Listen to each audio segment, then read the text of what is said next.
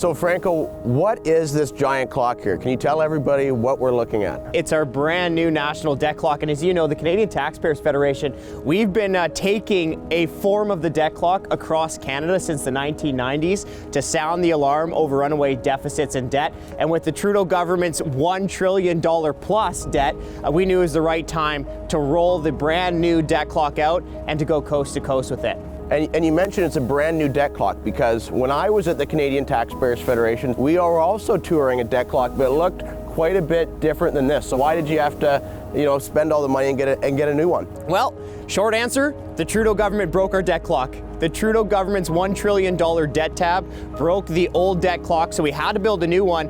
And the last one that we had, it just wasn't big enough. It didn't have enough digits to display the full $1 trillion of debt. So we had to get a new one. And Aaron, let me tell you, in 30 years that we've been around as an organization, I guess we made one fundamental mistake. We underestimated just how good politicians are at spending other people's money. Can you run us through some of these numbers? What's this your share mean? Yep. What's the overall total? Yeah, so the top line figure, more than $1 trillion in debt federally. That number is going up by about $400 million every single day. So this is going to be an expensive conversation that we're having. It's also increasing by about $4,500 per second. But here's a big important part of it, right? Your share. Right now, each Canadian is already on the hook for more than $30,000 in federal government debt. Now, can this translate into real world consequences as far as inflation and things like that go? Well, absolutely, especially the way you've been seeing the federal government financing